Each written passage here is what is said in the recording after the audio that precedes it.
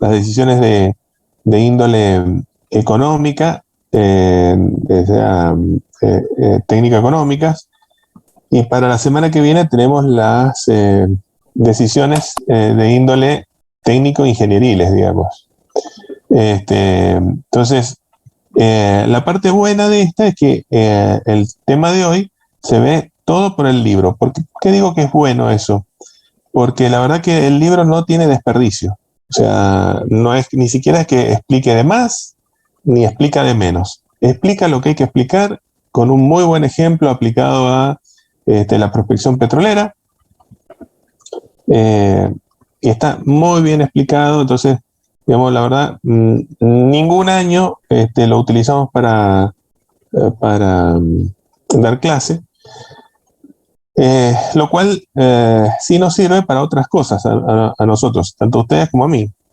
Primero que nada vamos a ver para aquellos que tengan preguntas sobre este tema y hayan visto el video, vamos a despejar sus dudas y a continuación, ya que estamos y los que están acá, les voy a dar la posibilidad de que si tienen dudas sobre los temas o preguntas sobre los temas que entran para el parcial de la semana que viene, aprovechen de sacarse las dudas hoy día. ¿Está bien? Igual mañana también tengo consulta, acuérdense que es a partir de las 10 de la mañana, pero la consulta también es más limitada porque es 1 hora de consulta nada más, digamos, ahora tenemos un poco más de tiempo. Así que bueno, comencemos con el tema 6A, si alguien tiene consultas que realizar.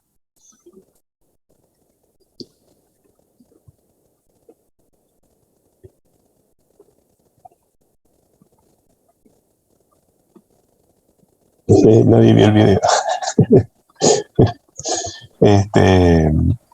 Hola, profesor. ¿Cómo le va, Álvaro? Bien. Yo tenía una duda acá.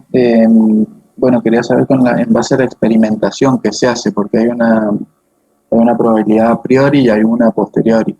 Sí.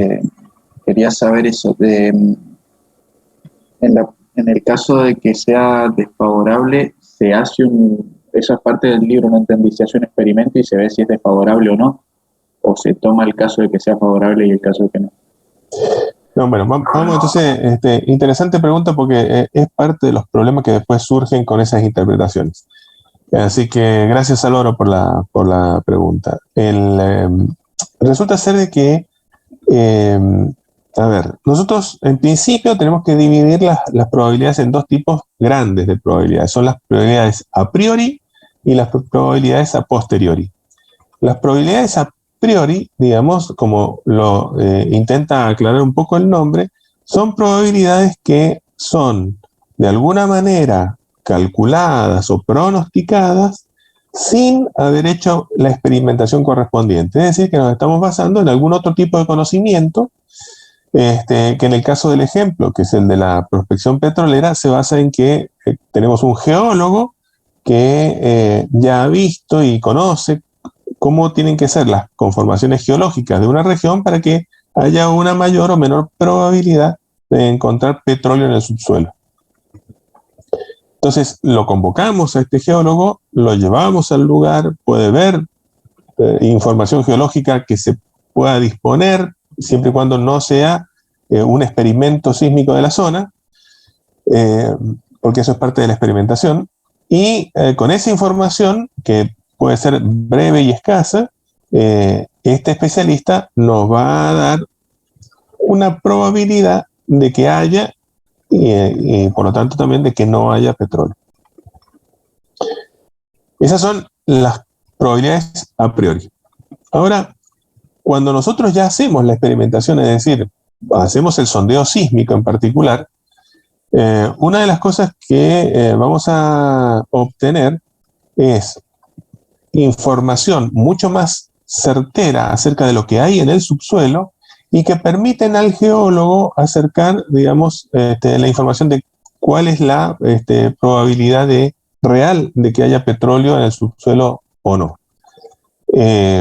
Entonces, esos son dos mundos, digamos, bastante separados. El de todo lo que son las probabilidades que nosotros podemos pronosticar previas a la experimentación y los que podemos pronosticar a posteriori de la experimentación. Siempre que vamos a calcular algún tipo de probabilidad o se va a pronosticar algún tipo de probabilidad, resultará que vamos a hacer tanto las favorables como las desfavorables. O sea, si tenemos una, inmediatamente tenemos la otra. Ustedes saben que en estos casos la suma de las dos posibilidades, ya que solamente hay dos alternativas, tiene que sumar 1. Por lo tanto, no hay forma de escaparle. Si tuviéramos 3 alternativas de repente, bueno, ahí ya no podríamos hacerlo tan fácilmente, sino que deberíamos trabajar por lo menos determinando las probabilidades de ocurrencia de al menos 2 de esas 3 alternativas. Bien, entonces hasta ahí con el tema de los a priori y a posteriori. Después surge también lo que se denominan probabilidades condicionadas. Todos estos temas ustedes los han visto en estadística, en segundo año. Estadística ustedes la tienen en segundo año, ¿verdad? Sí, profe. Bien. Perdón, 909, ¿cuál era tu nombre? Kalindi. Kalindi, bien. Sí, voy a tratar de acordarme y cada vez que vea el 909 diré Kalindi. Lo cual va a ser extraño porque un día de esto voy a ver el 909 en algún otro lado, digamos, y voy a decir inmediatamente tu nombre. Bueno, estos temas ustedes los vieron, eso es lo que está diciendo en estadística. Pero bueno, solamente se los refresco, pero si quieren tener mayor certeza sobre las definiciones, los voy a invitar a remitirse a sus apuntes y a los libros de estadística para ingenieros de cualquiera de los autores que están en toda la facultad disponible o los que ustedes pueden conseguir. Y bueno, y las otras probabilidades que son importantes acá son las probabilidades condicionadas. ¿Qué es una probabilidad condicionada? Es una probabilidad que la calculamos con una condición, que haya ocurrido o que no haya ocurrido algo. ¿Está bien? En general, la probabilidad se escribe como A barra B, que quiere decir que vamos a calcular la probabilidad de que ocurra el evento A, dado que el evento B ya ocurrió. Y esto es importante porque justamente nosotros, si vemos que hay ciertos elementos que se están dando en nuestra investigación, digamos, de campo, para ver si hay petróleo o no, obviamente si la probabilidad de que haya petróleo, dado que el sondeo sísmico me dio favorable, digamos, voy a poder calcularlo. ¿Está bien? Esas serían las aclaraciones que les puedo hacer sobre, digamos, estas definiciones que ustedes, ya les digo, pueden ir a buscar tranquilamente en los libros que corresponden. Y después, bueno, después está la aplicación. Pero bueno, ese ya es otro tema. ¿Hemos quedado conformes, Álvaro, con la respuesta? Bien. Y, profe, bueno, relacionado a eso también, que lo llevo más a la imaginación mía. Cuando haga la experimentación obtendría solo una de estas, una de las que sí es desfavorable o favorable en el terreno. ¿Cómo obtendría una de...? Bueno, obviamente, digamos, va a obtener una y como la otra es el complemento, obviamente tiene las dos, pero, digamos, obtiene siempre una y la otra es el complemento. Ok, sí, eso sí.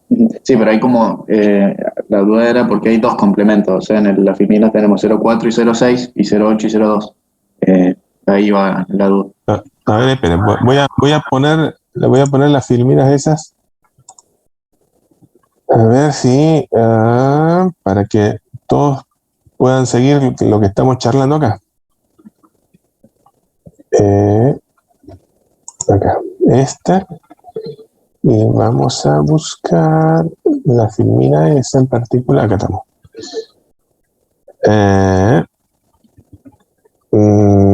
Sí, acá estamos. Usted se refiere a estas filminas. Claro, sí. ¿Sí? Bueno, ahí fíjense que acá se los marco.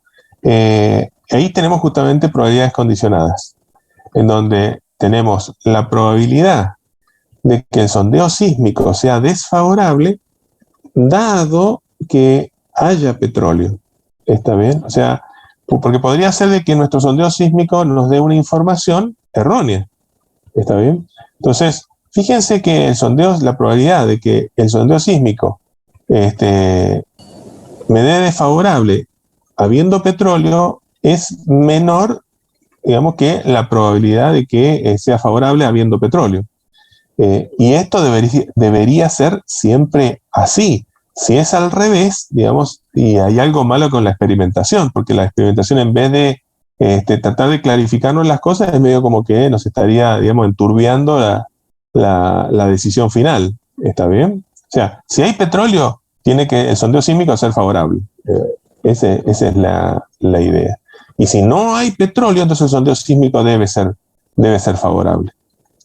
Pero fíjense que estamos haciendo en la primer fila o en la primera línea, estamos viendo los estados de la naturaleza condicionados de los cuales hay petróleo. O sea, en el subsuelo hay petróleo. Y en el segundo, lo que hacemos es ver si en el subsuelo no hay petróleo, o sea, si está seco. ¿Está bien? Esa es la diferencia que hay en esos dos estudios que están allí. ¿Está bien? Bueno. Profe, no se ve casi nada. No, y no me digas. ¿Sí? Va, por lo menos yo no sé. A ver. ¿Ahí? Sí, ahora sí. Bueno, ahí lo tuve que aumentar bastante para... Sí, ustedes saben que esta mañana tuvimos mesa de examen y las comunicaciones fueron terribles, pero terribles, no sé.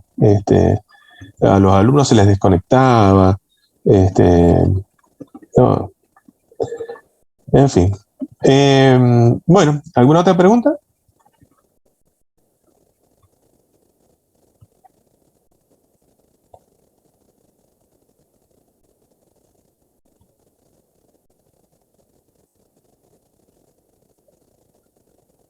Bueno, les hago un comentario general con respecto a los métodos que uno o ustedes van a poder ver ahí en el libro. Acuérdense que el video que yo les he puesto es simplemente pasar por todos los temas como haciendo una especie de resumen para que adviertan cuáles son los temas que se tienen que ver del libro y de alguna manera organizados con alguna incluso ayuda, porque le he colocado indicaciones y cosas por el estilo en el PDF, así que es como para ayudarlos y tener una especie de resumen rápido de todo el tema. Pero no está la explicación. La explicación tienen que leerla de ahí del libro. No, lo que quería hacerles es un comentario relacionado con el hecho de que,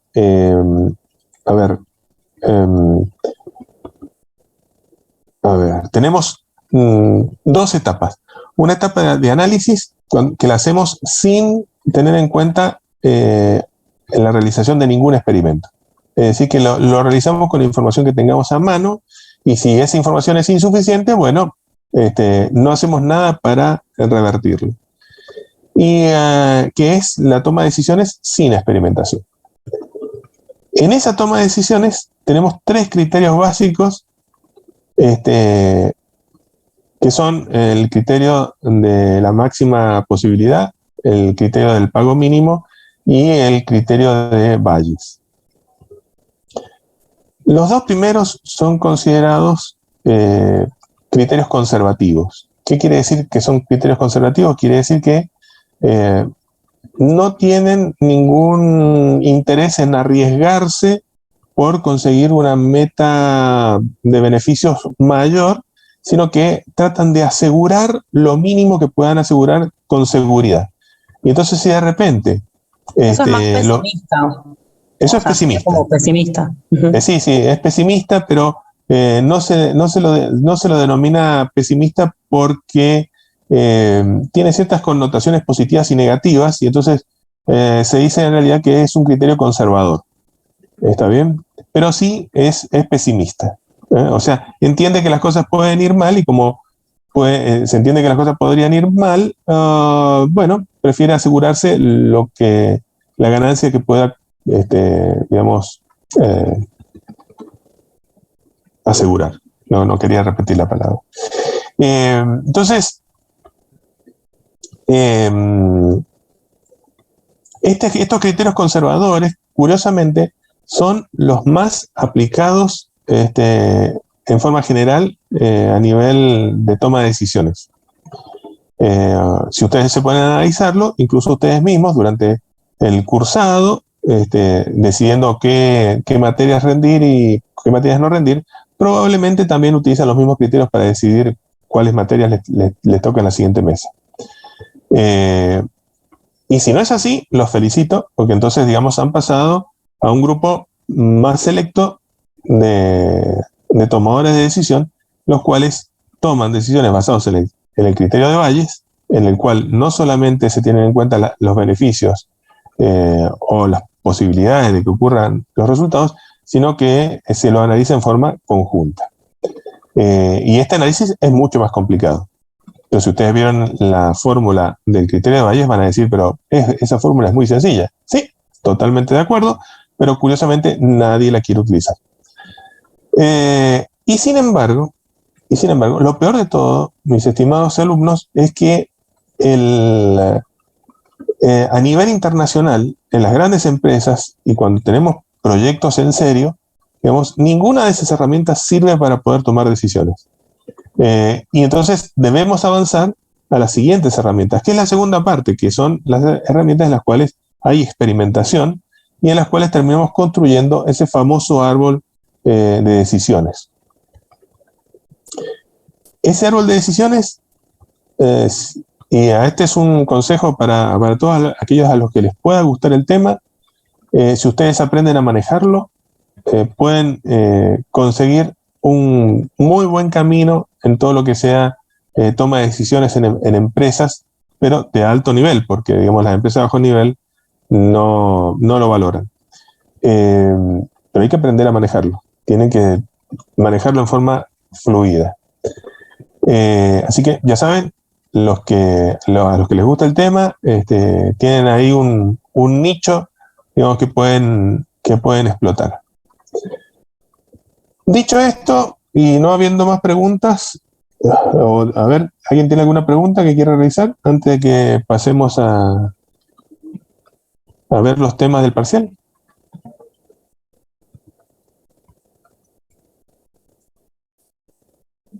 Bien, listo. Pasamos entonces a los temas del parcial. Veamos.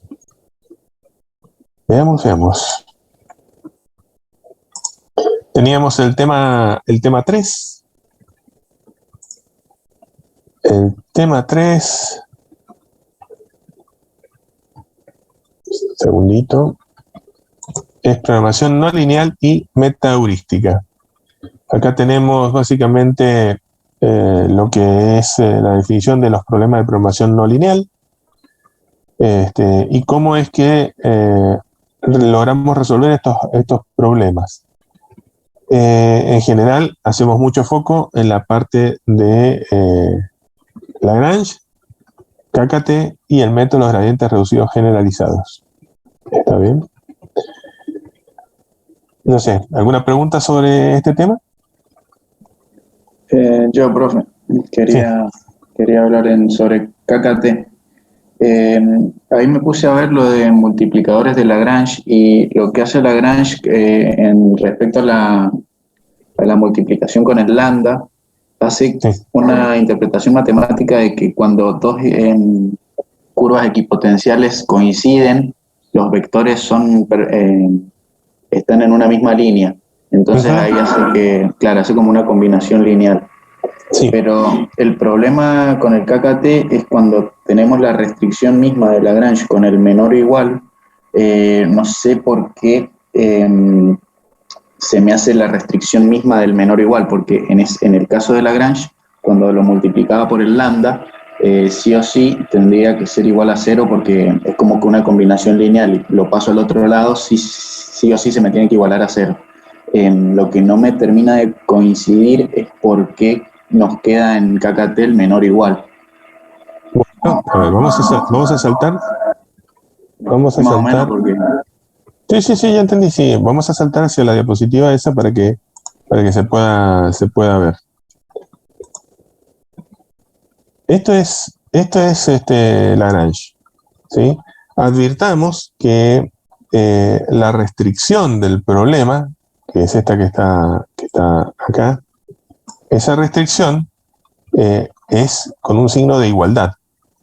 O sea que lo que está a la izquierda y lo que está a la derecha ya está igualado. No tengo otro problema más que simplemente después averiguar los valores de x1 y de x2. Pero esos recursos B que yo tengo ya están igualados con la función de consumo de esos recursos. En cambio, si vamos a KKT, en KKT, digamos, la restricción, que la tenemos acá, fíjense que no están igualados. Entonces, por más que yo lo que hago con lambda es trabajar sobre la función g y los valores de x, mi problema es que la igualdad con los recursos no es tal, sino que hay una inecuación allí. Y por lo tanto, la inecuación se mantiene.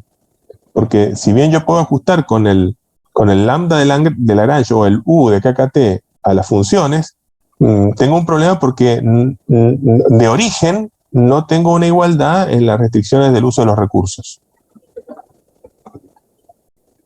¿Se entendió?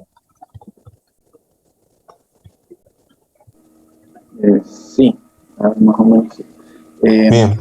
También busqué en un foro que decía que, bueno, consideraba como una función con dos variables y después la representaba en un gráfico.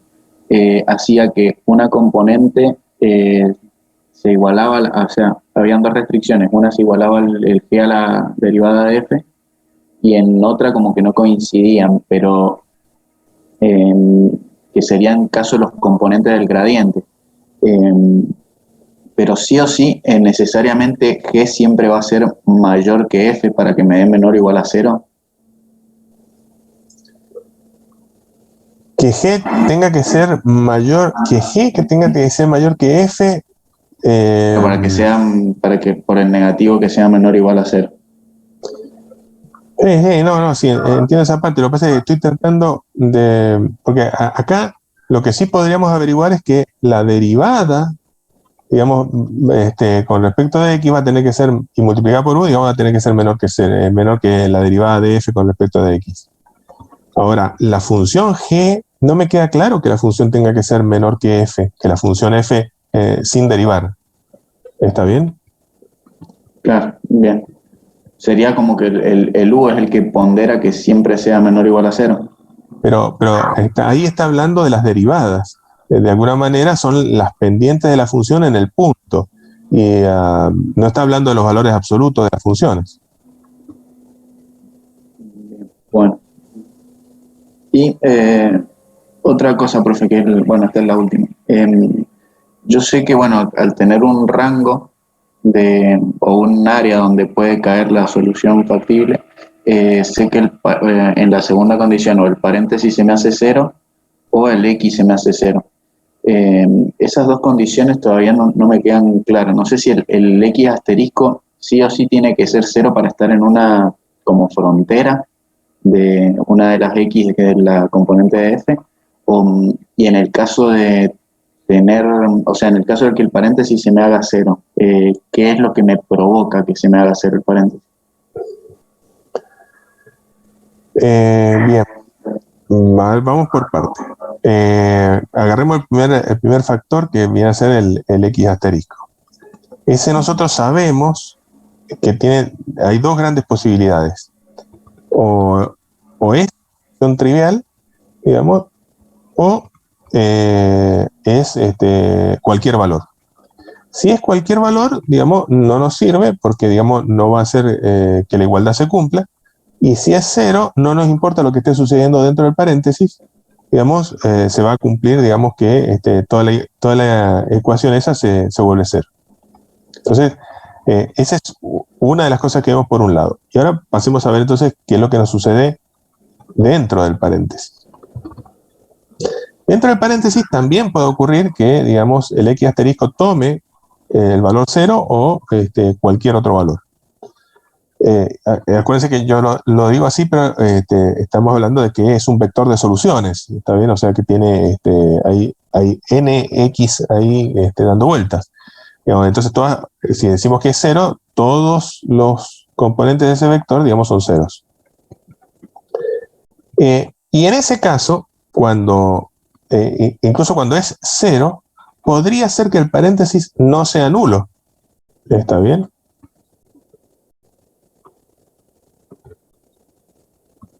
Lo que pasa es que hay que verlo con... si uno está haciendo esa pregunta, habría que buscarse un ejemplo y resolverlo. Nosotros hemos visto unos ejemplos y pueden agarrar esos mismos ejemplos y resolverlos y calcular y ver cómo les da con los paréntesis. Cuando tenemos un ejemplo, a ver, por ejemplo, a ver no, perdón, me fui para donde no debía.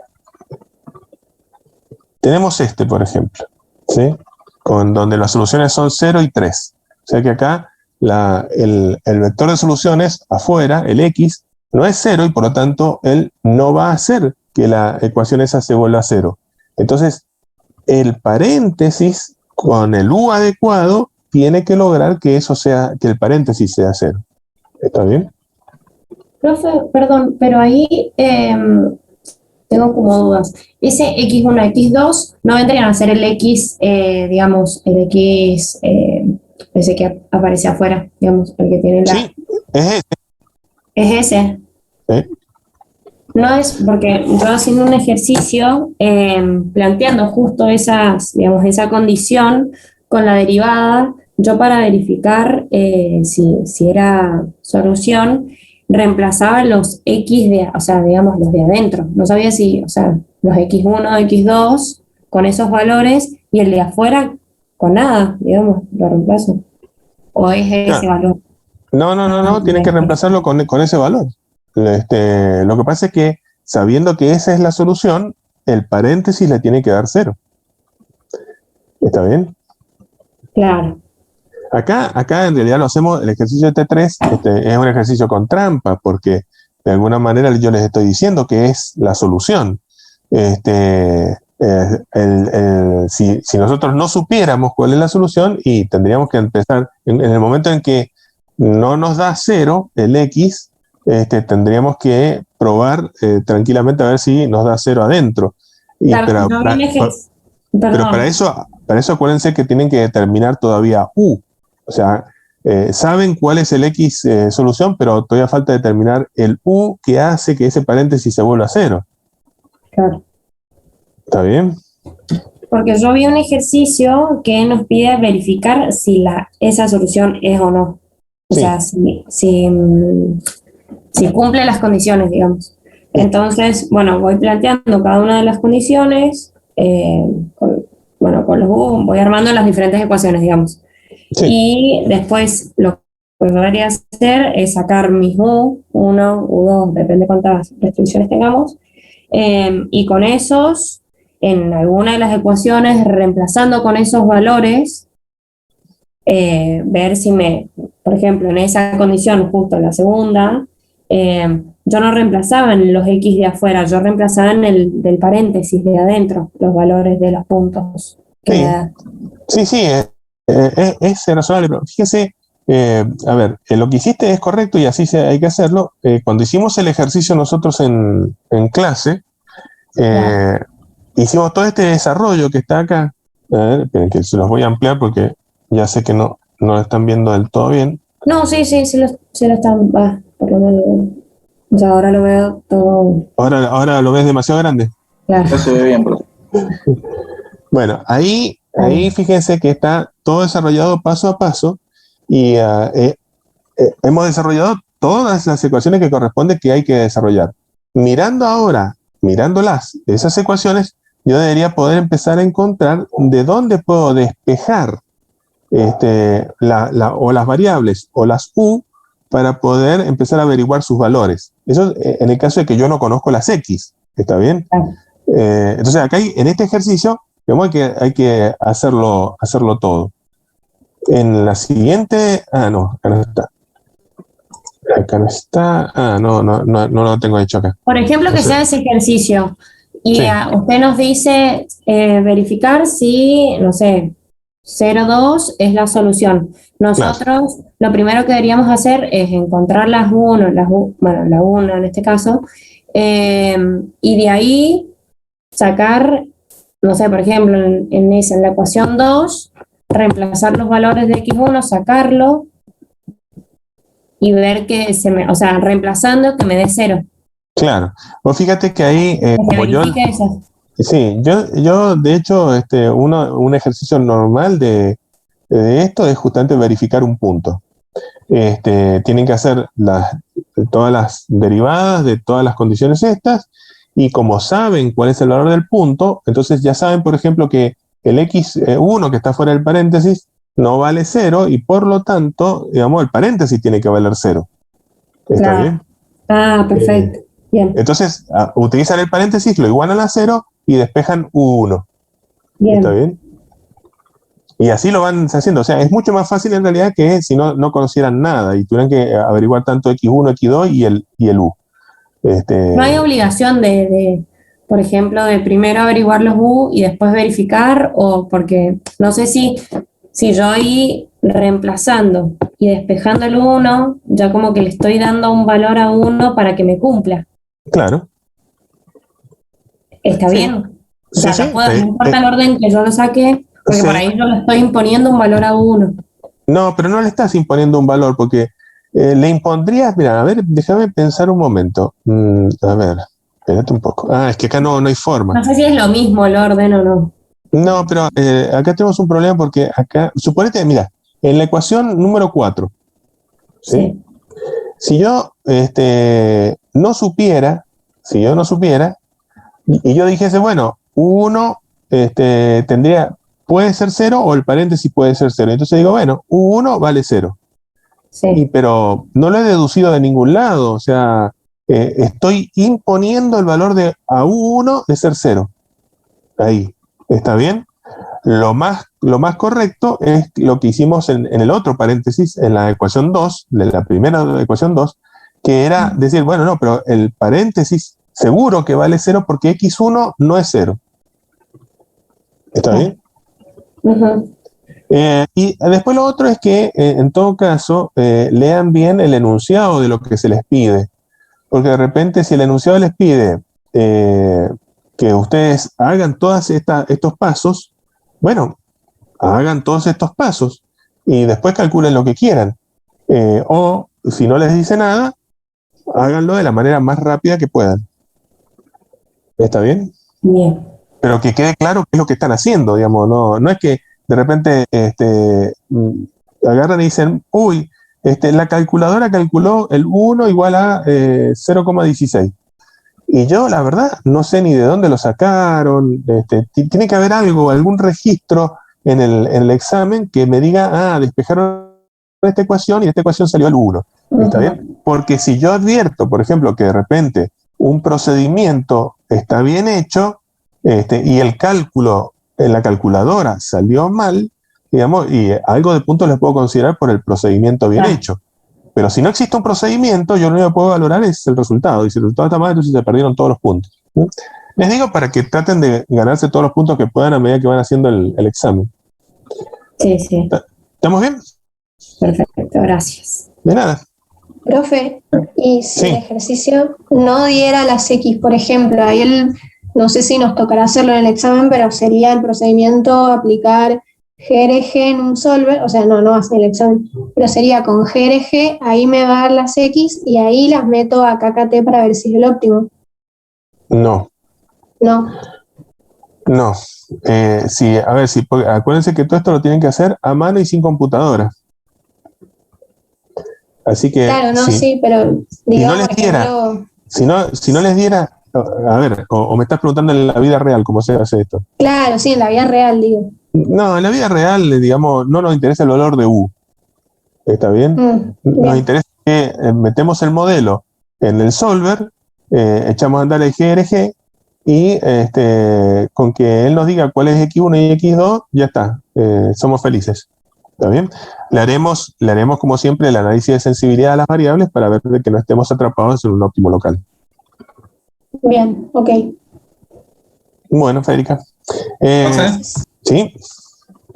Yo quería preguntarle una cosa justo de uno de los ejemplos, porque vio que ahí justo en la fotocopia al final decía que evaluáramos los ejercicios 1, 2 y 3 y que después verificáramos con KKT a ver si es que daban bien los resultados.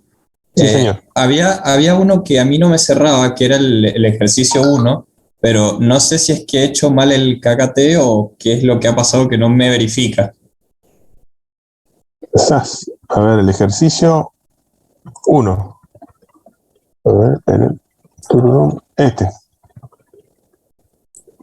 Sí, este es el ejercicio 1. Sí. Sí. Si no estoy mal, en el solver me resultaba, creo que era x1 era igual a 1 y x2 igual a 0. Y hice todo el procedimiento del KKT y en un momento me quedaba como que el U1 era negativo. Entonces digo, bueno, no puede ser porque supuestamente el U sub I todos tienen que ser mayores o iguales que 0.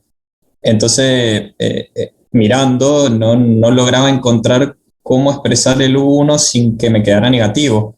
Porque despejándolo de las dos, de alguna de las otras igualdades, no me resultaba. Ajá.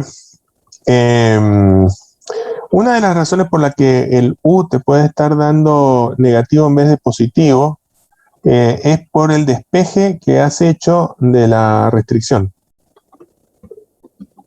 Viste que la restricción 1 podría hacer dos cosas allí. O paso el 1 hacia la izquierda, al primer miembro, o paso las 2X al segundo miembro. ¿Se entiende? Sí, creo que más o menos lo entiendo. ¿Sería bueno. en la parte de cuál restricción? ¿En cuál de las restricciones? La única. Sí, es un ejercicio que tiene una única restricción. Esa que está en bien, pantalla. Sí. Sí. Menos X1 al cuadrado más X2 igual a 1. Sí. Bueno, ahí, digamos, puedes hacer las dos cosas, o pasar las variables al segundo miembro o traes la constante 1 al primer miembro. Si vos haces una u otra, no da lo mismo porque le estás cambiando inmediatamente el valor al lambda, en particular acá en Lagrange, o al U en KKT. Bien, o sea que podría ser un tema de hacia dónde he despejado una u otra variable. Exactamente. Bien. Claro, puede ser, creo que en este caso me parece que había despejado el 1, me parece que lo despejé hacia el otro miembro. Puede ser por eso que no me esté quedando. Voy a probar a ver hacerlo con el otro lado. Puede ser, vos fíjate ahí que en la diapositiva que yo tengo, hemos despejado la función de X, la hemos llevado al segundo término, al segundo miembro, perdón. Claro, o sea, el menos x1 al cuadrado y el x2 directamente al segundo término. Al segundo miembro, sí. Al segundo miembro, perdón. Sí, bien. Bueno, fíjate en eso. Ok. Muy bien. ¿Alguna pregunta más? Sí. Sí, bueno, pues agregando ahí la pregunta del compañero, bueno, tenemos hecha la resolución en la otra filmina y sí, da -1 el lambda. Pero bueno, acá justo en Lagrange no está restringido el valor de lambda. No. Acá puede ser cualquier cosa. Acá puede ser cualquier cosa. Es un tema de despeje, entonces, nada más. Es un tema de despeje, nada más. Y en el caso de KKT siempre se tendría que cumplir la restricción. Debería cumplirse. Lo que sucede es que si suponete que vos calculás el U y te encontrás con que el U es negativo, eso te va a llamar la atención inmediatamente. Pues decir, a ver, lo pruebo con cambiado de signo como positivo, ¿está bien? Y en la ecuación original, y te tendría que dar. ¿Está bien? Bien. Bueno, y respecto a los ejercicios, profe, también habíamos hecho uno, no me acuerdo cuál, lo tengo que buscar, pero en el solver no me daba el mismo punto que me daba con KKT. En ese caso, no sé si lo he hecho mal o es que hay un supuesto de que la región factible no cumple la convexidad o algo así. La verdad, no te sabría decir con esa información. Lo que sí que, acuérdense que en el parcial no les voy a hacer usar solver. ¿Está bien? Todo lo que vamos a usar es lo que puedan con un papel y un lápiz y una calculadora, nada más. Ok, bueno. ¿Profe? Sí. Justo eso. ¿Podría pasar en algún caso, o sea, que nos encontremos, por ejemplo, en el parcial, tener que resolver con el lagrangiano y comprobar con KKT a ver si es que esos valores de X que obtuvimos podrían llegar a ser la respuesta correcta al problema? Julián, qué mente tortuosa la suya, pero le agradezco. Sí, complicado. Pero le agradezco, puede ser una opción. Digamos, ahora que usted me ilumina, tal vez deberíamos incorporar un problema de esa naturaleza para que sus compañeros lo resuelvan. No, mejor haga de cuenta que no dije nada. No soy tan tortuoso, digamos. La idea es, o si resuelven algo con Lagrange, lo resuelven con Lagrange. Y si tienen que comprobar un punto de KKT, digamos, comprobarán un punto con KKT y ya está, ¿no? Además, no puede ser que dure, un ejercicio dure para siempre, porque si no, digamos, acuérdense que el examen dura 1 hora. Así que van a tener un tiempo para responder las preguntas verdadero y falso, digamos, y después van a tener la resolución de los problemas. Así que no puede ser una cosa tan complicada. Y cuando alguien se advierta que lo que está haciendo como que es muy complicado y le va a llevar más de una carilla a resolverlo, es que hay algo ahí que no está bien. Bueno, ¿preguntas? ¿Más preguntas? Si no hay más preguntas de acá, nos vamos a... Profe, yo tengo una pregunta. A ver. En KKT, la parte que dice UI por GI menos BI igual a 0. Sí. Esa. Yo voy a tener tantas U como restricciones tenga, ¿no es cierto? Muy bien, Renata, sí. Entonces, si yo tengo 2 restricciones, voy a tener U1 y U2. Sí. Por lo tanto, ahí voy a tener 4 de esas. Voy a tener U1 por la primera restricción, después U2 por la primera restricción. No. Cada U está ligado a una restricción en particular. Ah, bien. Claro, eso me queda claro. Es la U de la restricción. Es lo mismo que pasa en Lagrange. ¿Está bien? Bien, claro. U1 va a ser para la primera restricción y U2 para la segunda. Exactamente. No se mezclan, perfecto. No se mezclan. Bien, gracias, profe. De nada, Renata. ¿Alguien más? Mientras voy buscando el siguiente tema, pasamos, si no, a metaheurística. En metaheurística nos tiene que quedar claro, digamos, cómo es el proceso de funcionamiento de los algoritmos metaheurísticos.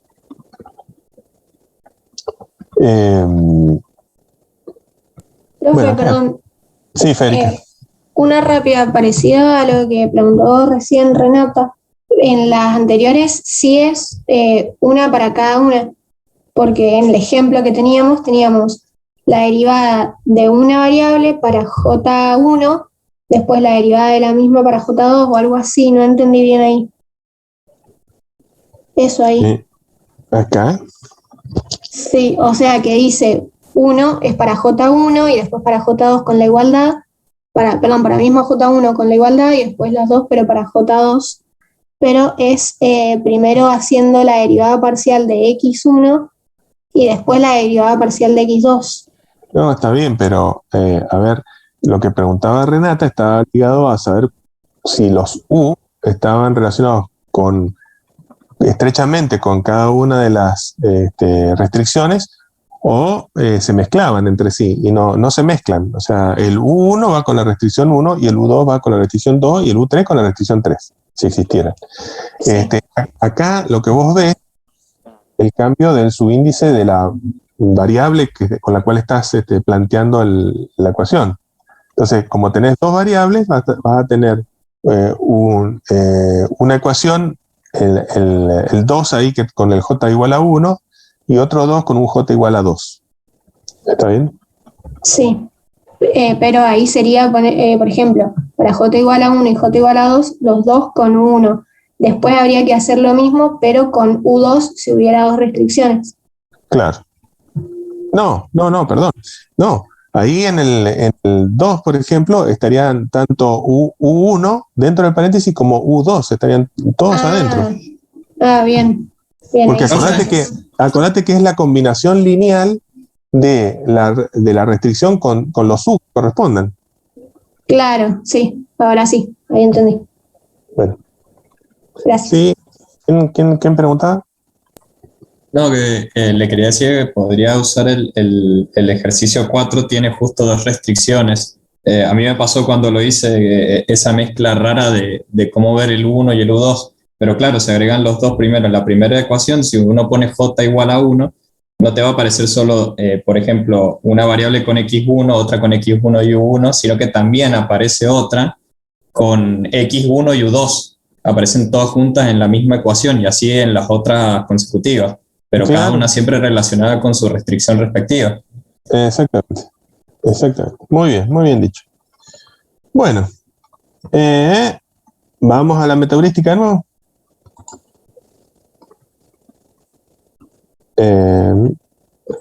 Bueno, acá de la parte de metaheurística, la verdad que no sé qué. A ver, acá tenemos el recorrido simulado.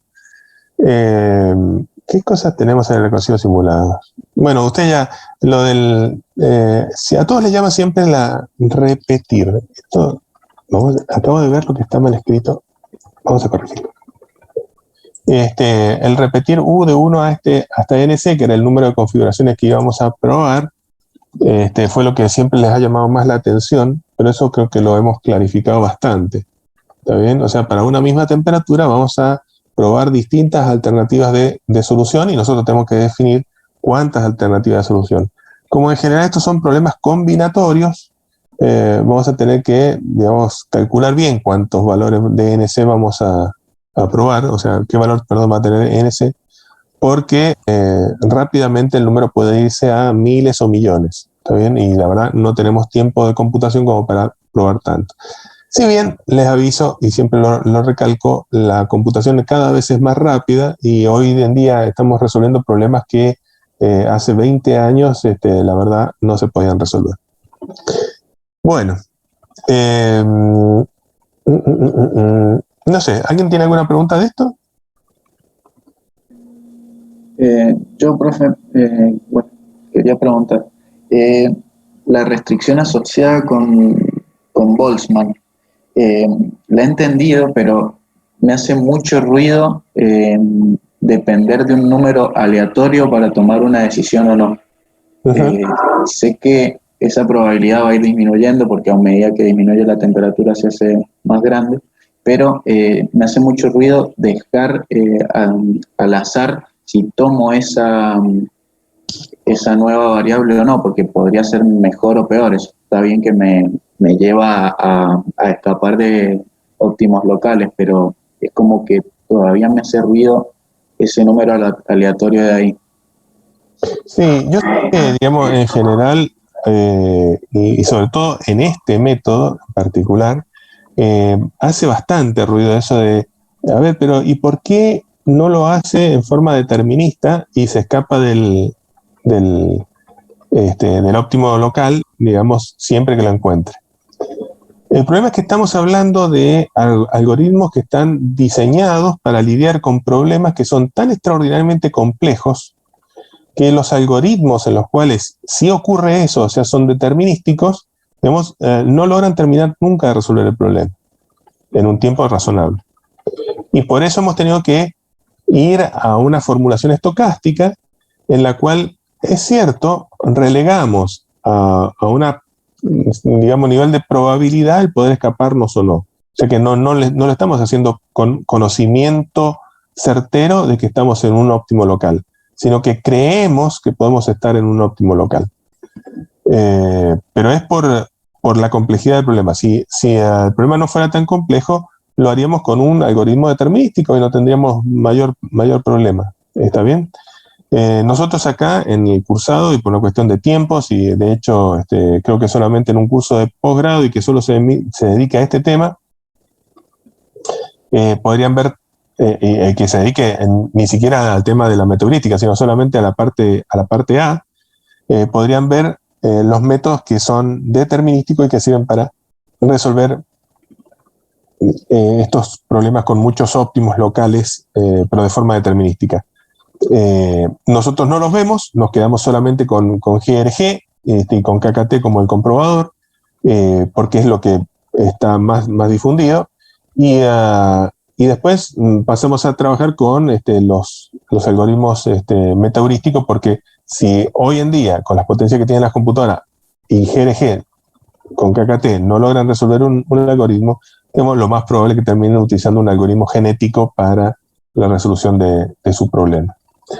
El resto, digamos, llenarlos a ustedes de información sobre decenas y decenas de algoritmos determinísticos o incluso metaheurísticos, tampoco creo que tenga mucho sentido cuando se puede resolver, digamos, tranquilamente con estas herramientas que vemos acá.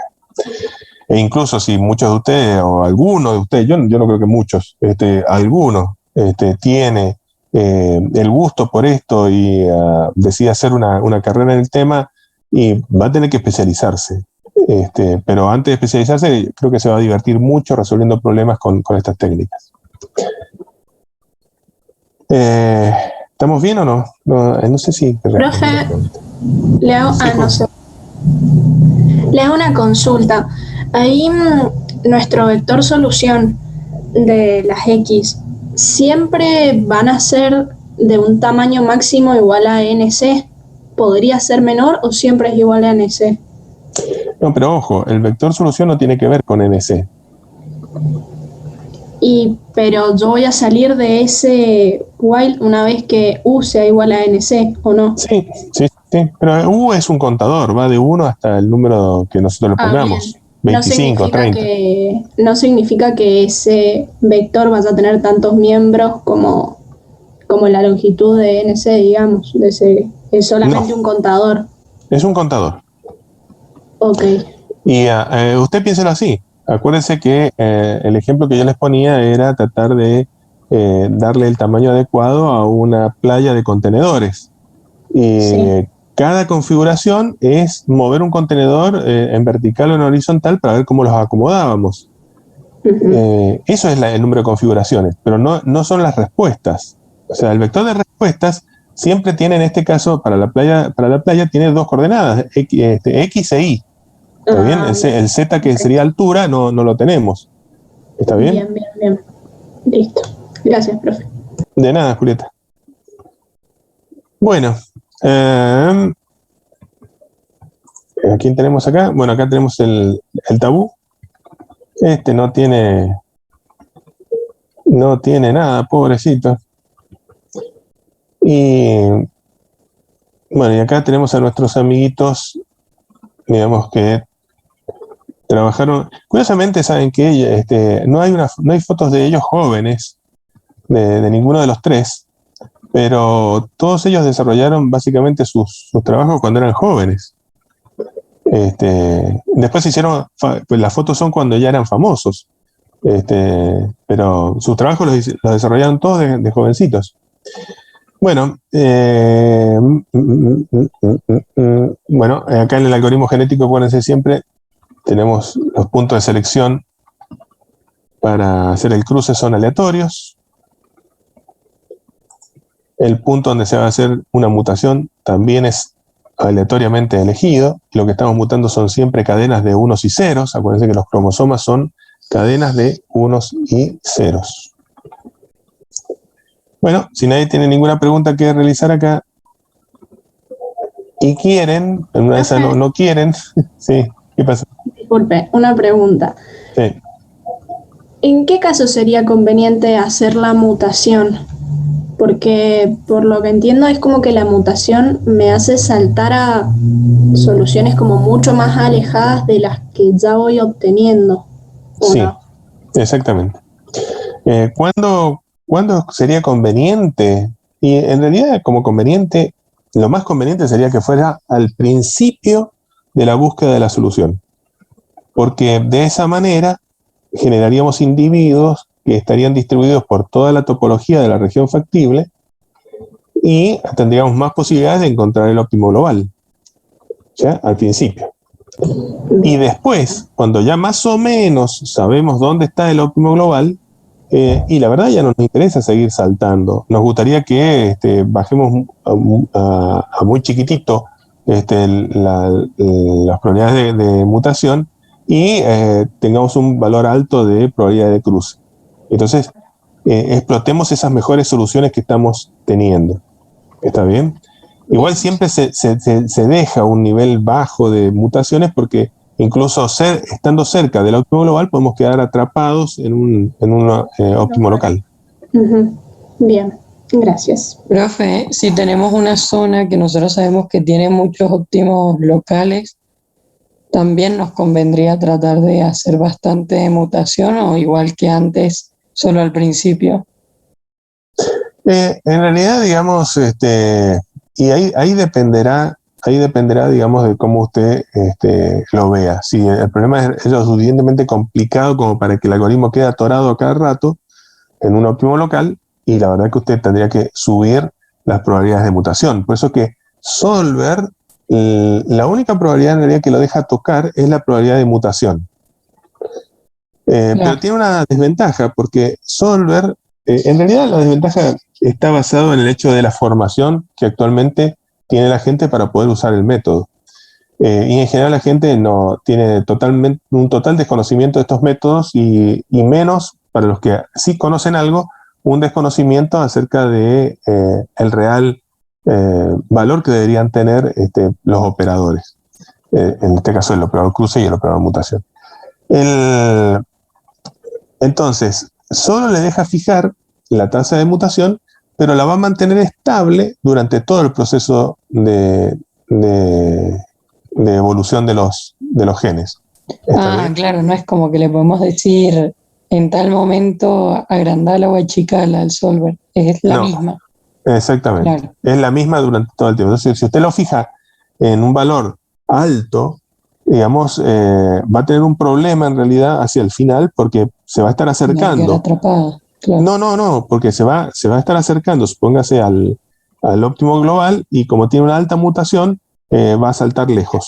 Claro, me voy a ir, sí, claro. Entendí.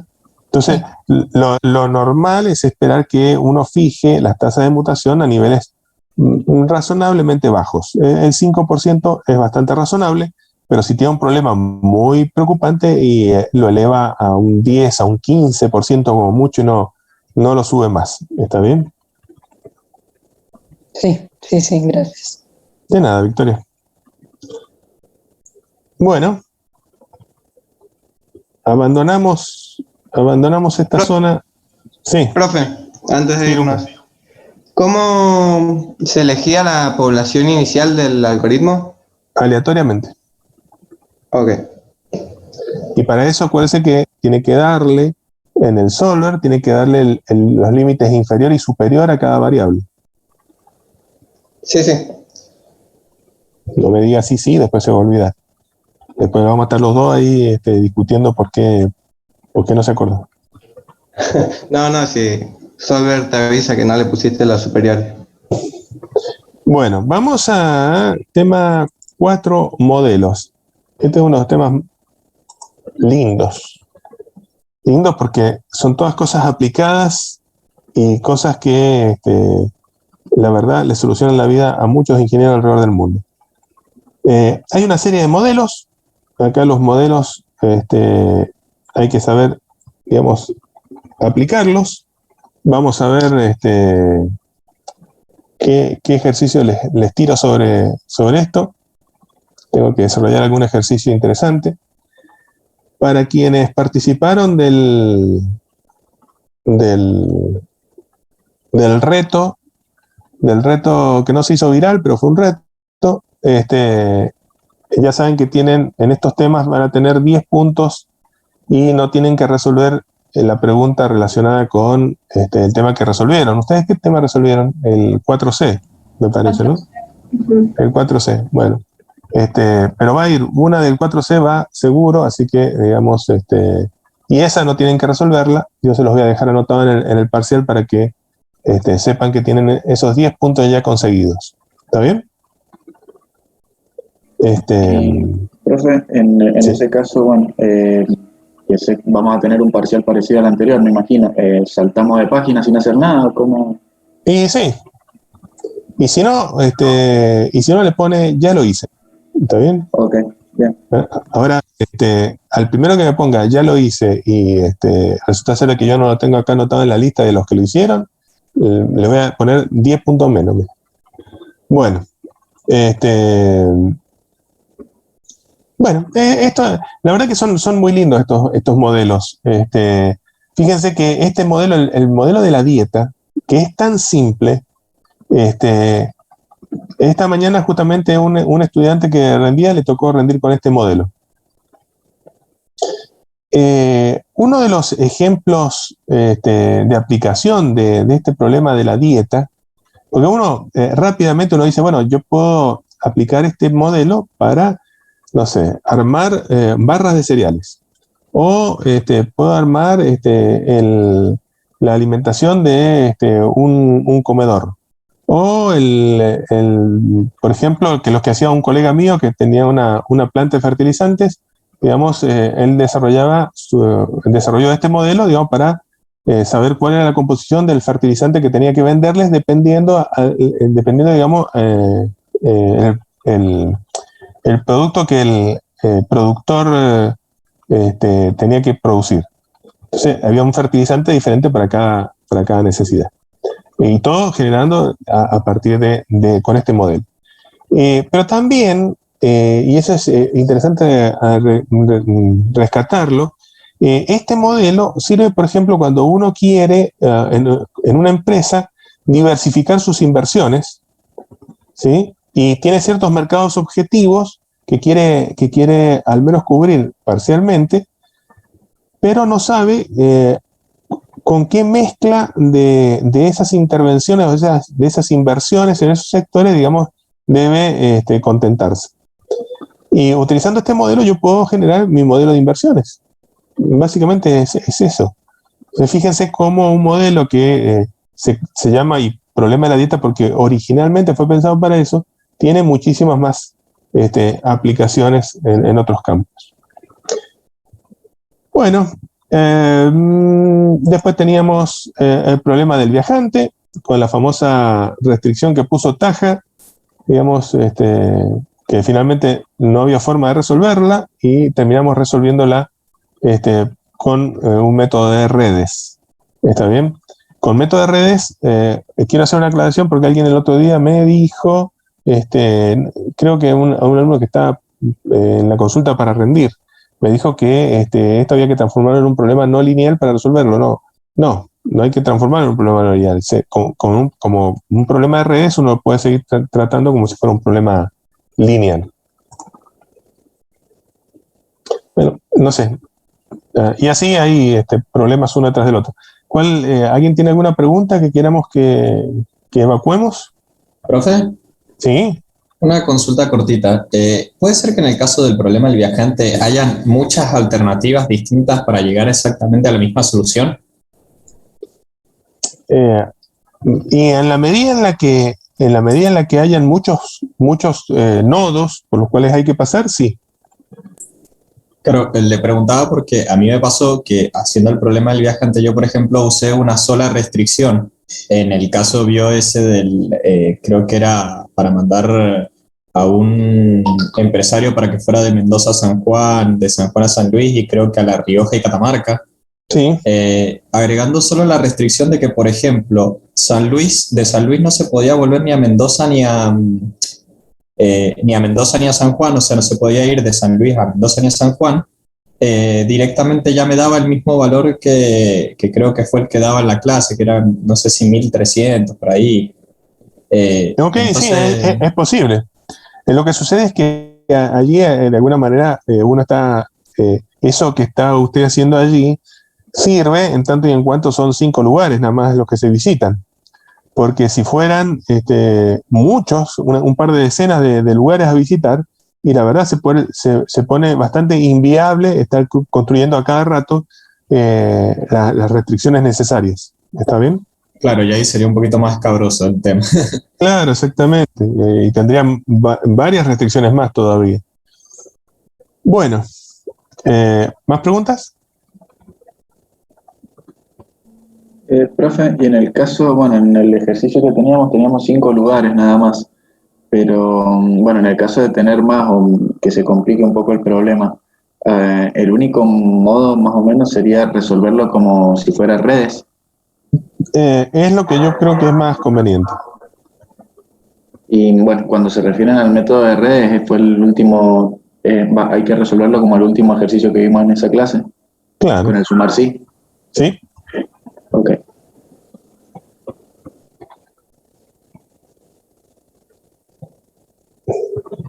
¿Preguntas?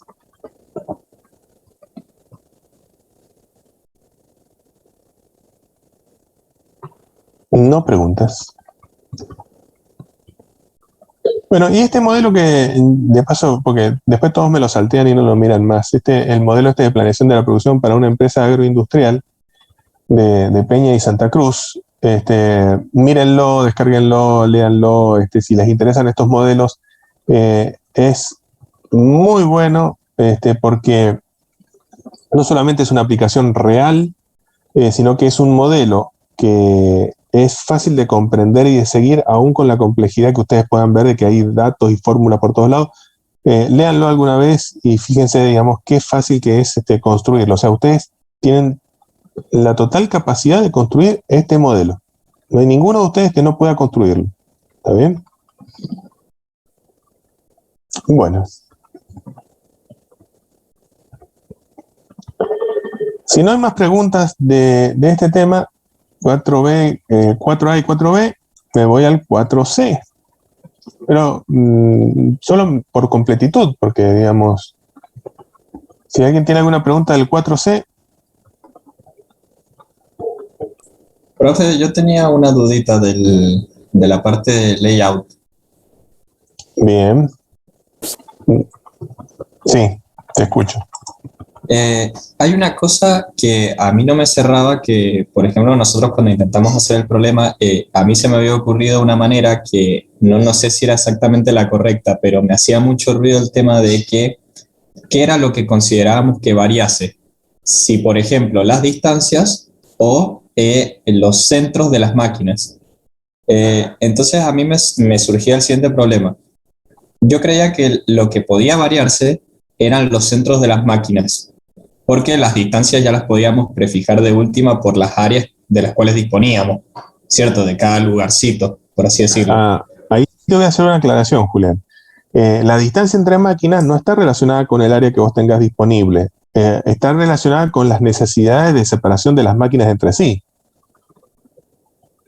Ah, bien, sí, esa era otra duda que le iba a preguntar, que podía llegar a ser si era en sí con las máquinas o con el área. No, es con las máquinas. Cuando vos tengas definida cada máquina, inmediatamente tenés definido cuál es el espacio que tiene que separarla de otra máquina en particular. Claro, acuérdate cuáles son las causales de poder separar las máquinas. Una de ellas, y es tal vez una de las más importantes, es la posibilidad de hacerle el mantenimiento, porque de repente la apertura, como se ve acá en esta diapositiva, la apertura para hacer el mantenimiento tal vez está justo acá entre medio de las dos máquinas. O sea, yo tengo que desarmar la máquina M sub I hacia el lado de MJ. Y si no tengo suficiente espacio, no voy a poder desarmarla nunca. ¿Está bien? Voy a tener que sacar la máquina MJ para después desarmar la máquina MI. Y adivinen la gerencia lo feliz que van a estar, porque nosotros le estamos desarmando la planta cada vez que tenemos que hacer un mantenimiento a MI. ¿Está bien? Bien. Entonces eso me cierra la duda. O sea, básicamente lo que nosotros nos centraríamos sería más en la ubicación central de cada máquina. O sea, el XY o XJ de cada máquina. Y en base a eso, y según obviamente las frecuencias de los viajes y los costos que nos lleva la manipulación de las unidades, eso sería lo que agarra Solver y dice, bueno, mira, esto te tira el menor costo y tenés que ubicar las máquinas de esta manera.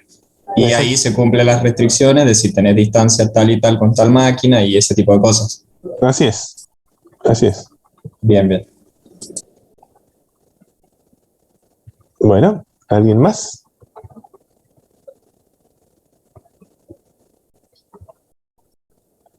Bueno, paso entonces al tema 5A. Eso es teoría de juegos. Vamos a buscar ahora 5A. Bien. Veamos. Bueno, acá se acuerdan que teníamos y habíamos visto, y cualquier ejercicio a resolver, si hay ejercicios para resolver, lo normal es que hayan ejercicios para resolver de teoría de juegos, es que van a ser siempre de 2 jugadores y normalmente con 2 opciones. Podría haber uno que tenga 3 opciones, por ejemplo. Como igual seguiríamos resolviéndolo de la misma manera.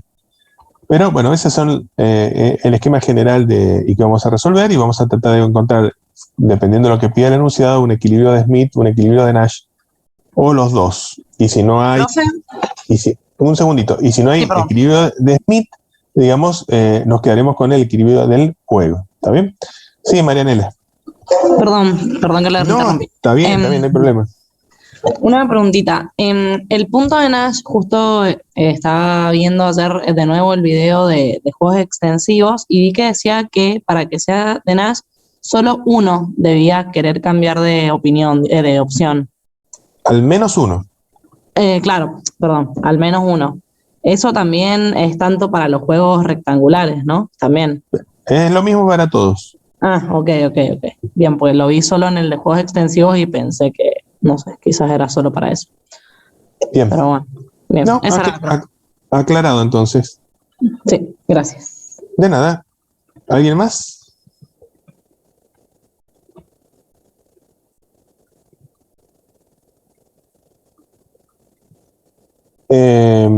Acá una pregunta que surgió para el final de un estudiante era que yo se los tengo acá aclarado en esta diapositiva, es que en el problema del dilema del prisionero tiene que haber alguien que organice el juego. ¿Está bien?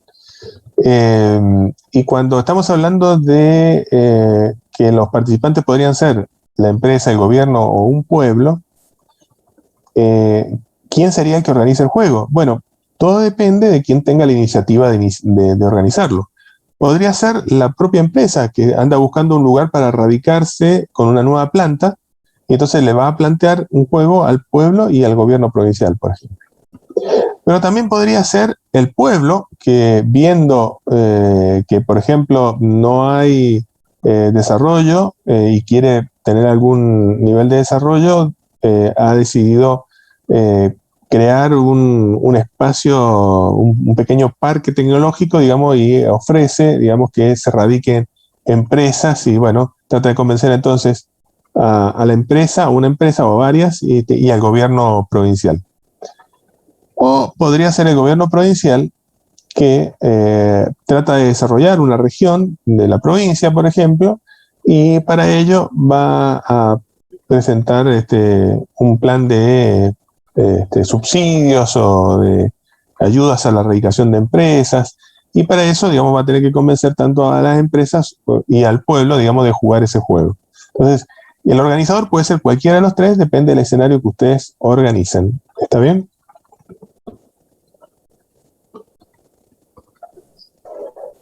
Sí, profe, quedó claro. Bueno. ¿Alguna otra duda o pregunta por ahí?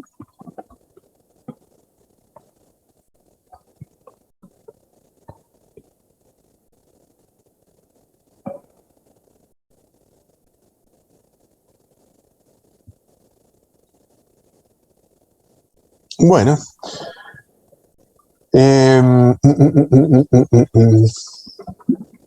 Bueno, no sé si... A ver, ¿qué tenemos acá? Bueno, el ejercicio del desarrollo turístico. El de la guerra de precios de la empresa del sector metalmecánico.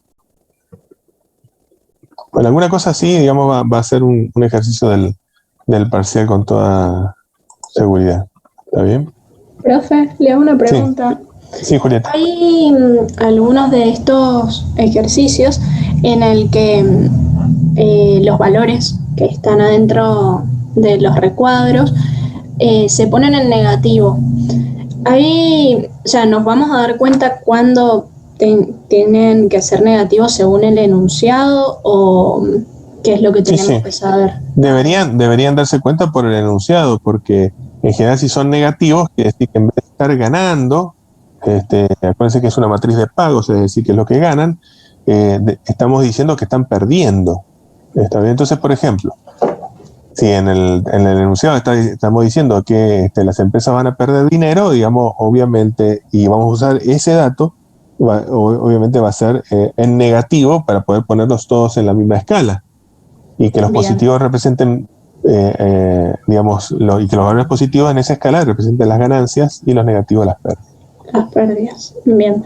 Pero, por ejemplo, no sé, a modo de interpretación, si a mí me dice que tengo una guerra de precios, o bueno, una guerra entre dos hipermercados, y no sé, hacen un acuerdo, pero cuando ambos deciden traicionarse entre sí, por ejemplo, si me dice que en ese caso ambos hipermercados tendrían una pérdida de 25.000 pesos. Ahí, por ejemplo, podría ir el menos 25.000 y menos 25.000 en esas coordenadas.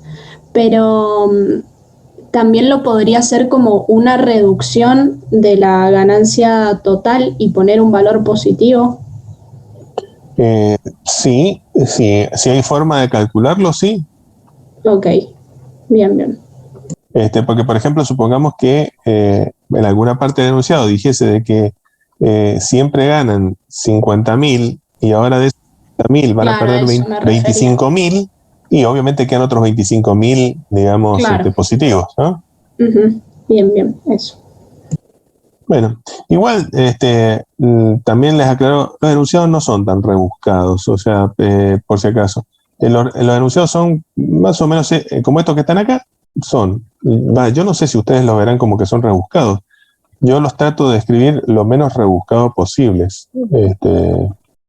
A mí, profe, me cuesta un poco como darme cuenta, no sé cómo decirlo, como por ejemplo en el video usted explicaba como re bonito cómo pensaba la otra persona o cómo piensa el otro jugador, y eso me cuesta un poco. ¿Sigue algún orden o algo así? Bueno, ahí hay dos temas que charlar. A ver, cuando uno arma la matriz de pagos, no importa mucho, digamos, cómo está pensando la otra persona, porque en ese momento no nos interesa. Lo que nos interesa saber, digamos, es lo que tengo que colocar en cada uno de los cuadrantes, saber los pagos que recibe cada uno de los jugadores por tomar esa decisión. Sí. Entonces, hasta ahí no nos preocupa lo que piensa el otro. Ahora, cuando empezamos a buscar qué decisión va a tomar cada persona, colocada en la fase, digamos, de toma de decisiones, ahí sí debo ponerme en la piel del empresario 1 o del empresario 2. Sí. Pero entendamos que lo interesante de todo esto es que ninguno de ellos dos soy yo. Digamos, siempre nos estamos poniendo en el papel de otra persona. Claro. Y tratando de jugar ese papel. El único comentario o consejo que yo le puedo decir es que cuando uno dice, a ver, ¿qué hace el empresario 1?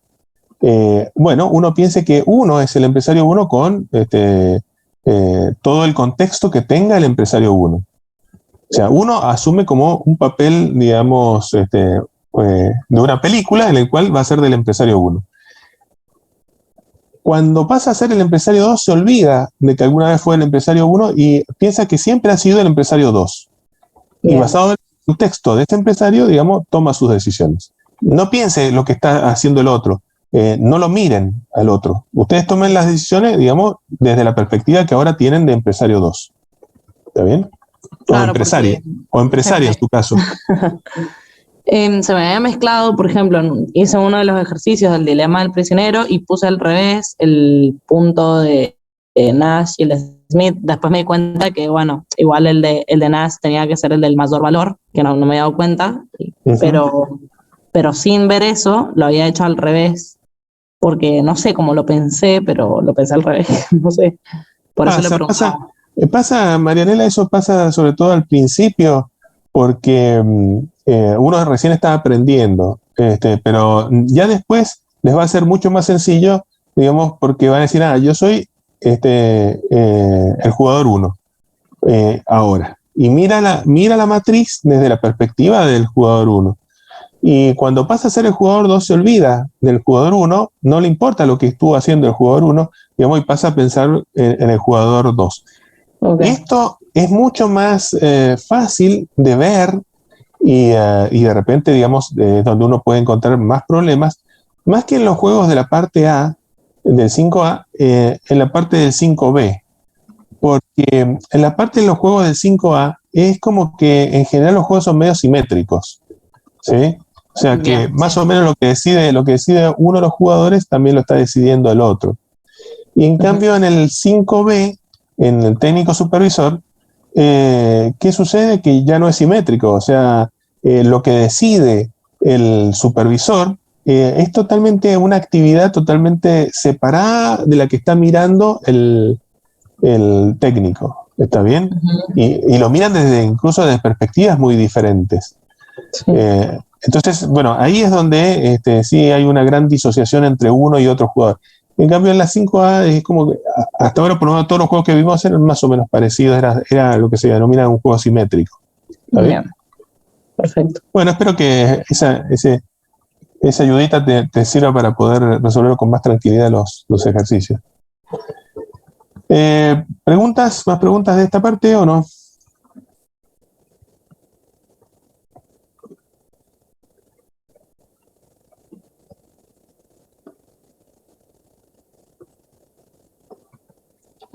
Bueno, y finalmente, digamos, el último temita es el 5B, que es el de justamente que estábamos mencionando recién, que es el del técnico supervisor, en el cual ya no tenemos las matrices de pago esas en las cuales no había recuerdo de haber jugado anteriormente, sino que ahora los juegos se jugaban uno detrás del otro, en forma periódica. El claro ejemplo para nosotros como ingenieros era el tema de los mantenimientos en la planta, que se van jugando periódicamente, y hay mantenimientos que se hacen cada 6 meses, hay otros que se realizan una vez al año, hay otros que se realizan cada 4 años. Todo depende, digamos, de la instalación. Por ejemplo, una nucleoeléctrica tiene una parada de planta grande cada 4 años. Eso es lo normal. Y obviamente entre medio se van haciendo otras reparaciones. Pero hay algunas reparaciones que necesita estar toda la planta parada y sin estar produciendo nada para poder desarmarla y, digamos, hacer lo que corresponde. En este juego que nosotros teníamos allí, nos encontramos con que la matriz era bastante diferente, la matriz de pagos era bastante diferente a lo que estábamos acostumbrados a ver. Y bueno, y allí, digamos, los análisis son un poco más complejos. La parte interesante es que están muy cerca del tipo de trabajo que hacemos nosotros como ingenieros, y no solamente por los temas estos de mantenimiento, sino que en general, tómenlo de esa manera, esta matriz del técnico y del supervisor resulta ser de que es el típico juego que vamos a jugar nosotros como ingenieros industriales durante muchas etapas de nuestra vida, porque siempre vamos a tener debajo nuestro gente a la que vamos a tener que supervisar y vamos a tener que organizar sus tareas para que las lleven a cabo. Entonces este juego lo vamos a encontrar en muchas áreas, no es solamente del área del mantenimiento. Lo que sucede es que nace en el área del mantenimiento porque es de donde podíamos tomar los datos de la vida real para poder ver si existía o no existía y cómo era el modelo a resolver. Bueno, y ahí teníamos 2 puntos de equilibrio, pero no estaba el punto de equilibrio de Smith. Lo que yo les recomiendo, por experiencia de todos estos años de enseñarlo, y los del 5A, es no se aprendan de memoria dónde están localizados los puntos de equilibrio. Yo mismo no lo hago. Sino que aprendan cuál es el mecanismo para poder encontrar esos puntos. ¿Cuál es el mecanismo, por ejemplo, para encontrar un punto de Smith? Fácil. Pienso en que vamos a resolver un problema maximizando el beneficio que yo puedo obtener. Entonces, me pongo en la posición del técnico, veo cuál es el máximo beneficio que él puede conseguir. Damos cuenta acá de que la única forma de conseguir beneficio es en la columna de no seguir el procedimiento, porque puede conseguir el T minúscula. En cambio, del otro lado, no va a conseguir un premio, sino que más bien un castigo, digamos, que es el -1. Y el supervisor, digamos, si también tiene que andar buscando un premio, lo va a encontrar en no supervisar, porque ahí es donde tenemos el único valor positivo, que es el 1. Todos los demás son valores negativos y por lo tanto no lo puede elegir. Y basado en eso es donde vamos a terminar cayendo en ese punto de equilibrio del juego, porque si al supervisor, después de que se da cuenta de cómo ha terminado el juego, que es que el técnico no sigue el procedimiento, bueno, él va a decir salirse de ese punto de equilibrio y por lo tanto no es un punto de equilibrio de Smith, sino que es solamente un punto de equilibrio del juego. Lo interesante de todo esto es que ese es el punto en el cual en general las empresas están trabajando en estos momentos con sus ingenieros y sus técnicos. Y el punto que a nosotros como empresa nos interesaría tener sería uno en el cual el técnico no necesite la supervisión del ingeniero y que siga el procedimiento. Y ese sería el punto de equilibrio de Nash, que se encuentra en el valor del mayor beneficio posible a encontrar, dado por la sumatoria de ambos pares de valores en cada cuadrante. Y es un punto de equilibrio inestable porque al menos uno de ellos quiere salirse de este punto, y que quiere salirse de este punto se observa claramente que es el que está disconforme con el lugar donde está, que es el técnico, y quiere no seguir el procedimiento. Bueno, profe, sí. En el tema 5A también puede haber punto de equilibrio del juego. Sí, también. Bien. Sí, en el momento en que no logras tener un punto de equilibrio de Smith, ese se transforma automáticamente en el punto de equilibrio del juego. Y lo normal es que sea el punto de la vida real. ¿Está bien? Bien. El otro, el punto de equilibrio de Nash, ustedes saben que necesita mucho trabajo para poder ser llevado adelante, porque la gente va a intentar salirse siempre de ese lugar para poder obtener una recompensa mayor. Entonces, necesita mayor, en general, por ejemplo, con el tema del técnico supervisor, necesita más capacitación de los técnicos para que puedan advertir cuál es el impacto real de saltearse esos procedimientos o esos pasos del procedimiento que ellos quieren saltearse para ganarse el T minúsculo. Sí, porque siempre es mucho más difícil el beneficio mayor de todos. Siempre es más difícil de conseguir. Sí, o sea, el beneficio social, digamos, ¿no? Claro, eso, beneficio social. Sí. Acuérdense que acá nosotros hablamos de beneficio social, digamos, entendiendo a la sociedad como los jugadores, en este caso el supervisor y el técnico. ¿Está bien? Acá en este juego no participa la empresa.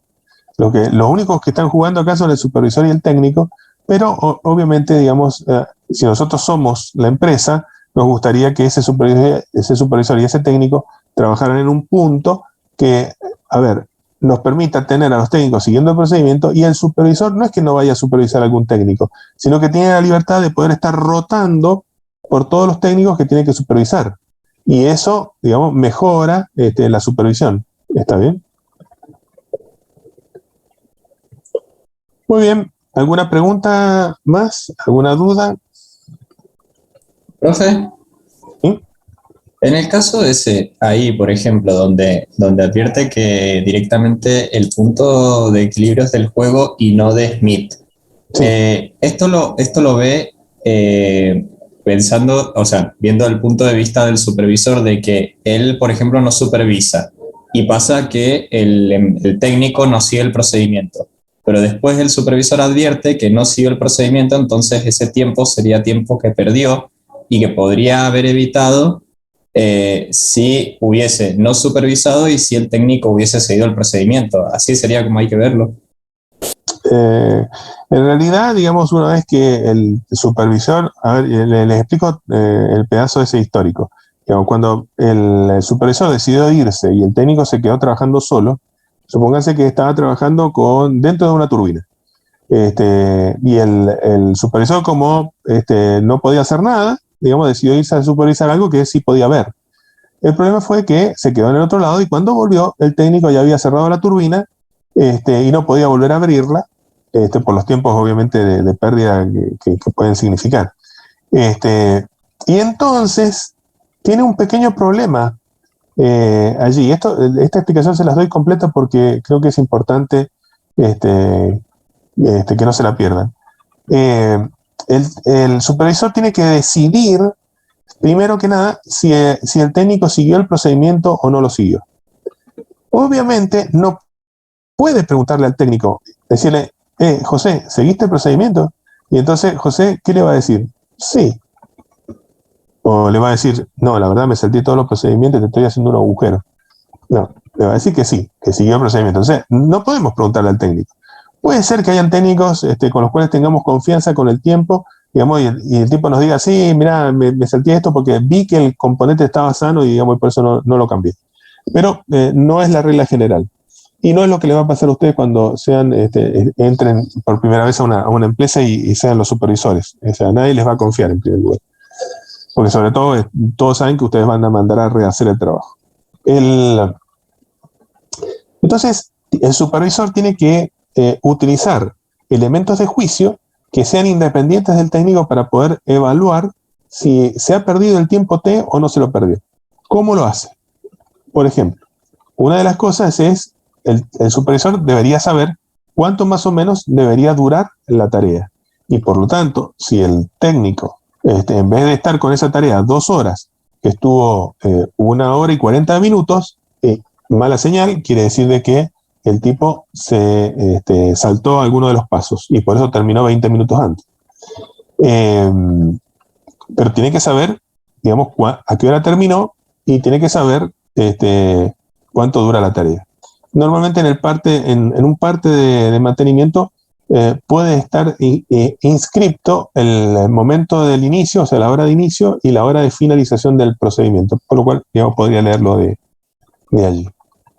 Lo otro es que tal vez el técnico necesitaba hacer cambios de ciertas partes y esas partes tenía que, ustedes antes de irse o cuando prepararon todo para que se hiciera el trabajo, le dejaron un contenedor especial para que él todo lo que saliera de allá adentro, digamos, lo dejase en ese contenedor y que no se mezclara con ningún otro equipo.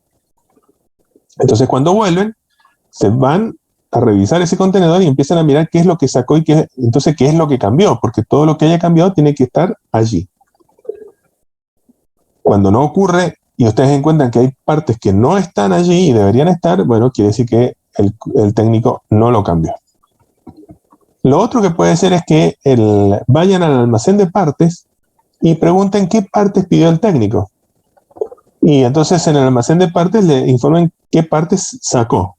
Y eso hace que, por ejemplo, habían unos rodamientos que tendría que haber pedido y no los pidió. O los pidió y los devolvió, con lo cual no los cambió.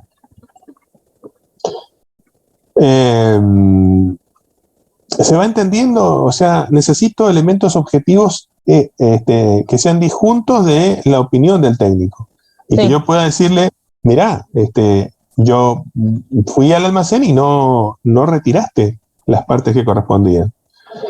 Y la última cosa que podría uno fijarse es si el técnico tendría que haber usado alguna herramienta especial para el ajuste, por ejemplo, de los bulones al cerrar, por ejemplo, un torquímetro, y no lo utilizó. ¿Está bien? Y si no lo utilizó, quiere decir que lo cerró, pero lo cerró, digamos, a ojo.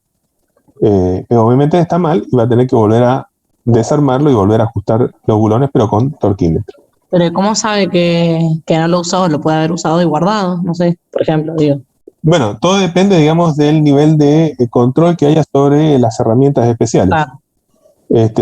Si la planta es un descontrol total, obviamente nadie va a poder saber qué es lo que se usó, ni qué repuestos hay, porque el tipo se mete al almacén de partes que está abierto y lo retira con la mano y se lleva lo que quiere. Pero eso es un descontrol. O sea, alguien tendría que haber, entregando las partes, alguien tendría que habilitarle o no habilitarle las herramientas especiales a los técnicos. ¿Está bien? Bien.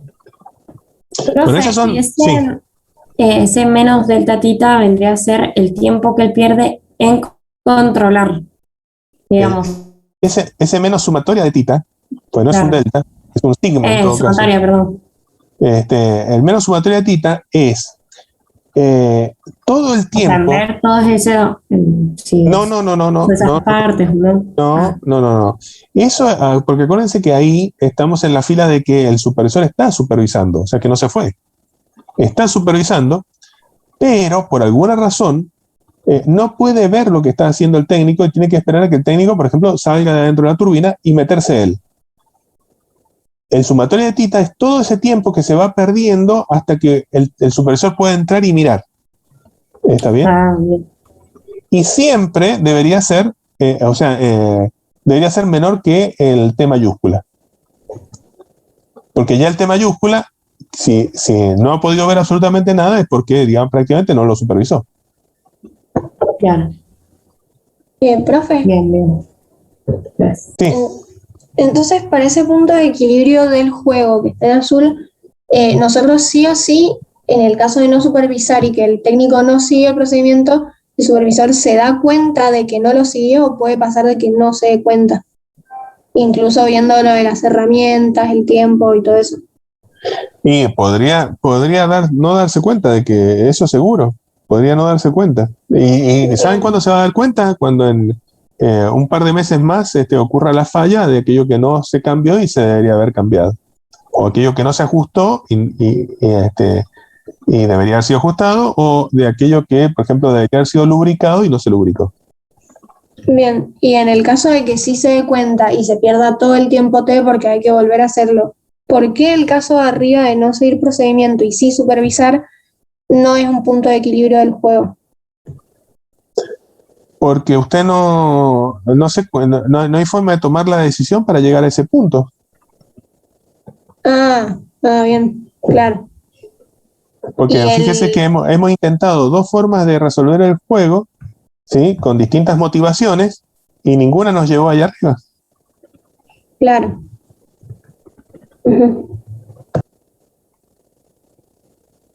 Bueno, ¿más preguntas? Sí. Entonces, a ver si lo terminé de cerrar bien. Podría decirse que en el punto de equilibrio de Nash, entonces es cuando el supervisor no supervisa y sin embargo el técnico cumple con el procedimiento tal como lo quería, o sea que ambos están, el técnico está descontento, pero el supervisor gana con las dos, o sea, se cumple con el procedimiento y a la vez él evitó tener que perder tiempo en supervisarlo. Y en el caso del punto de equilibrio del juego sería que, a pesar de que no estaba supervisando, el técnico no siguió el procedimiento y sin embargo el supervisor no se dio cuenta. No, el supervisor se va a dar cuenta porque justamente está penalizado con el menos T. Eso quiere decir quiere decir que el supervisor finalmente sí se da cuenta. Pero, a ver, yo quiero hacerles una aclaración para que después no se les arme lío.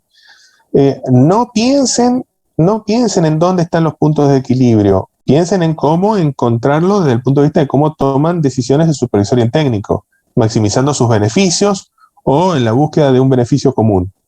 ¿Está bien?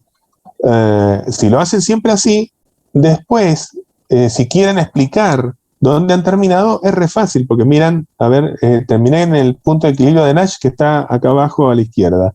Y entonces eso es no supervisar y seguir el procedimiento. Y explico qué es lo que está sucediendo allí. Pero no se lo aprendan por las características que justo acá y con estos datos que tenemos nos dio.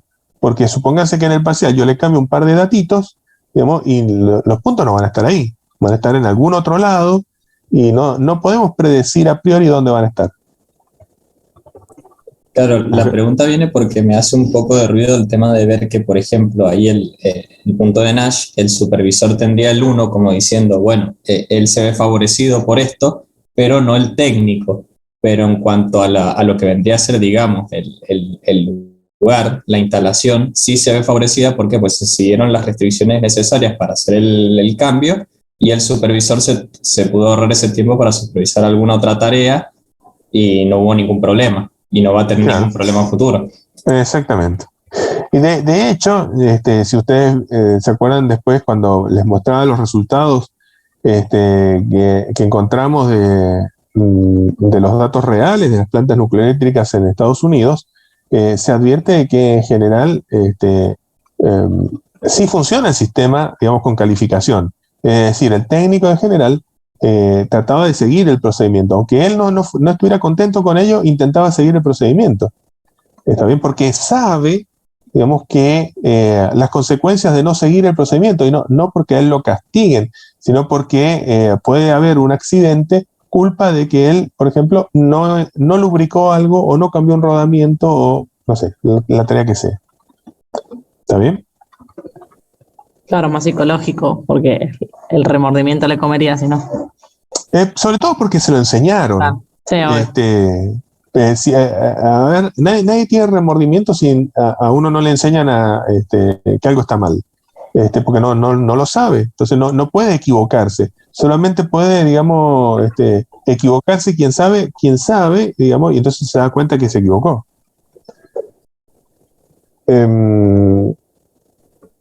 ¿Qué les iba a decir? Bueno, ahí estaríamos. Pero, por favor, háganme caso de eso que yo les digo. Siempre traten de ver cómo buscar los puntos basados en el beneficio personal o en el beneficio social.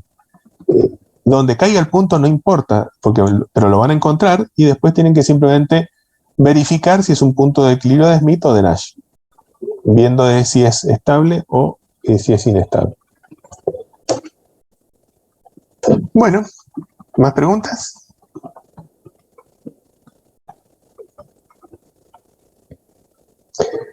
Bueno, no hay más preguntas. El parcial va a ser a las 2 de la tarde en punto.